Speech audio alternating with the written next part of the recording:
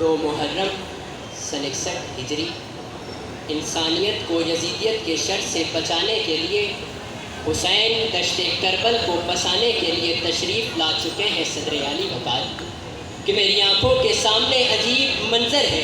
کہ 10 محرم گویا قیامت کا سما ہے کہ خاندان رسالت بھوک اور پیاس سے نڈھال ہے۔ ایک جانب علی اصغر کے گلے سے 3 منہ کا خنجر آر پار ہے تو دوسری جانب علی اکبر کے سینے پر پرچی کا وار ہے۔ ایک جانب عباس علمدار کے کٹے بازو اور قاسم کا لاشا ٹکڑوں میں بٹا زخموں سے تار تار ہے تو دوسری جانب خود امام علی مقام زخم پر زخم کھائے لہو سے سرشار ہے کہ تمام جانثاروں کا لاشا اٹھانے کے بعد بھی حسین ابن حیدر کرار ثابت قدم کھڑا ہے اور بس یہی عزم لیے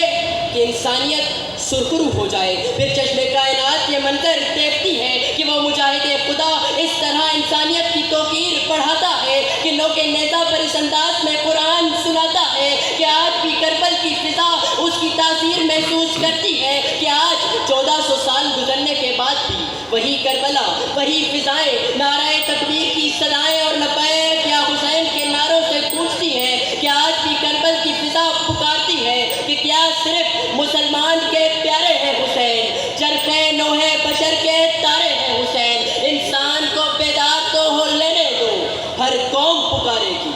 ہمارے ہیں حسین، کیونکہ حسین رب کا ہے، حسین سب کا ہے۔ کہ علی وقار آج اس پنڈال سے لے کر پورے پاکستان اور پوری دنیا میں نام حسین کا بول بالا ہے کہ آج ہر قوم، ہر رنگ، ہر نسل اور ہر مذہب کے انسان پکار رہے ہیں کہ ہمارے ہیں حسین، کیونکہ حسین سب کا ہے۔ اور یہی وجہ ہے کہ آج بھی دنیا کو ضرورت ہے اس حسین کی جو حق کا امام ہو، جو صداقت کا امام ہو، کیونکہ حسین جیسا کوئی نہیں، کیونکہ حسین فطرت کی صبح صادق، حسین عصمت کی شب سہانی، خدا احد ہے حسین واحد، نہ اس کا ثانی نہ اس کا ثانی، حسین کو اگر شباب لکھوں تو ناز کرتی پھرے جوانی، حسین کو اگر حسین کہہ دوں تو حسن پر ہوگی مہربانی، حسین یزداں کا ایک ہنر ہے، حسین دین خدا کا گھر ہے، حسین کا بس یہی ہے تعارف، یہ علم کے در کے گھر کا در ہے، حسین خود کو خدا کے ہونے کی سب سے بہتر دلیل کرتے، حسین دوش نبی پر آئے تو ان کا سجدہ طویل کرتے، حسین وہ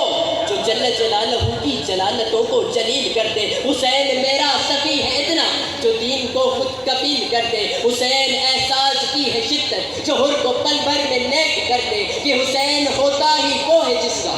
ادھر علی ہو بطول ماں ہو، کیونکہ حسین رب کا ہے، حسین سب کا ہے، حسین جیسا کوئی تھا نہ کوئی ہے نہ کوئی ہو سکے گا۔